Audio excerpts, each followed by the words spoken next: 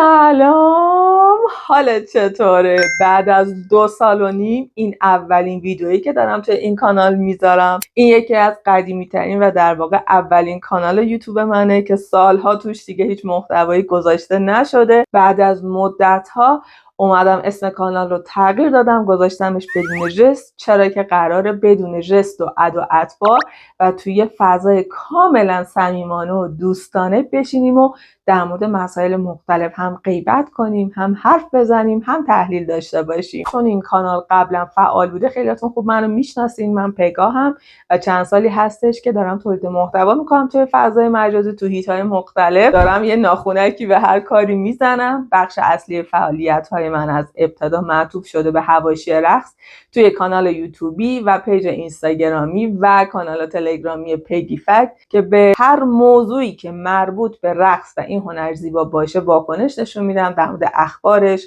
حواشیش، اتفاقات، آدما، مربی‌ها، رقاصا، رقصنده ها، چه بحث آموزشش، چه بخش نقدش، چه بخش حاشیه‌اش، همه رو قراره براتون پوشش بدم. یه بخش دیگری از فعالیت‌ها معطوف میشه به تحلیل کردن. از اونجایی که کلا بیش از حد معمول تو زندگی واقعی من کوچکترین تا بزرگترین مسائل رو خیلی پردازش میکنم، این مسئله رو توی تولید محتوامم آوردم و سالهاست که توی کانال پگی لایف هر موضوع، هر شخص و هر اتفاقی رو بهونه‌ای میکنیم برای تحلیل کردن، آنالیز کردن و ریز شدن توش رو لذت میبریم. از اونجایی که میخوام توی اون دوتا کانال محتواها تخصصی تر پیش بره، دلم نمیخواد اون قسمتی که شخصی زندگی خودم هست رو با محتوای اصلی اون کانالا ادغام بکنم. وای من هول شدم، نمیدونم چرا. نه شاید چون مثلا خیلی وقت توی این کانال نذاشتم محتوایی، اصلا به تته پته افتادم. مثلا خیلی برای خودم عجیبه این حس.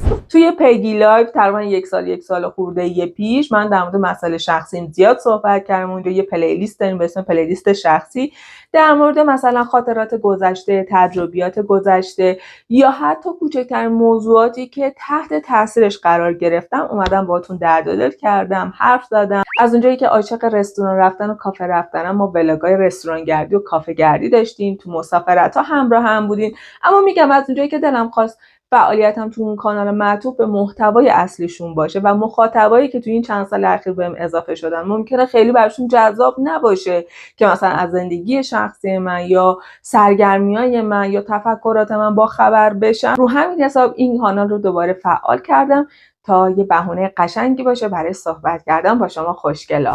به نظر خود من یکی از جذابیت‌ها قرار این باشه که من و تو در عین حال که با هم دیگه صحبت میکنیم، هر کدوم هم کار خودمون رو انجام میدیم. نمیخوام اصلا از این گپ و گفت کردن با تو و لذت بردنش خودم رو دریغ بکنم. همونطور که من اگر کاری داشته باشم انجامش میدم، همزمان با تو صحبت میکنم، تو هم میتونی در عین حالی که کاراتو انجام میدی ویدیو منو پلی بکنی و قرار نیست فقط من گوینده و تو شنونده باشی.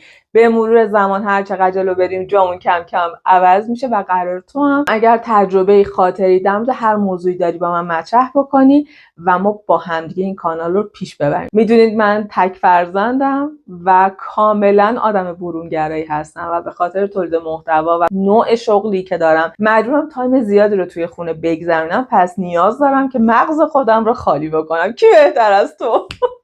بهونم نیار. از این به بعد به امید حق تعالی، به امید این که من خودم تنبلیامو بذارم کنار، سعی میکنم که هفته 1 یا 2 تا ویدیو اینجا داشته باشیم. هر جا هم برم تو باید با من بیای. ساکت شو. همینه که از میخوام زور بگم، به زور کشونم شده دستتو میگیرم. هر جا که خودم برم، چه کافه، چه رستوران، چه مسافرت، چه هر جای خفنی که برم، تو رو با خودم میبرم، روی همراهیت حساب میکنم. و اینکه همین اومدم که یه کوچولو بعد از مدت‌ها اینجا به بچه‌ای که در طی این سال‌ها این کانال رو هنوز صاحب داشتن و مرام معرفت خرج کردن، هم به اونها بگم که قرار چه تغییراتی ایجاد بشه، هم با بچه‌هایی که حالا خیلی وقتی به من لطف دارن و این میگن که بیا در مورد مثلا مسائل مختلف حرف بزنیم، مثل سابق که مثلا میکاپ می‌کردی، غیبت می‌کردی، اینا.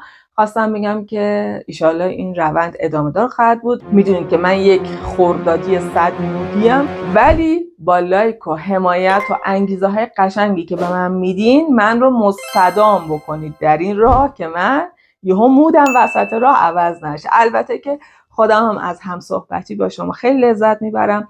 گفتم این ویدیو رو بعد از مدت‌ها بذارم تا بدونید که روند به چه صورته. هر آنچه که شخصی باشه، خودمونی طور باشه، من باهاتون در میون میذارم. عاشق روی ماه تک تکتونم. تستای قشنگتون رو به من انتقال بدین با لایک کردن، حمایت کردن و تا ویدیو دیگه فعلا ماچ به روی ماه تک تکتون.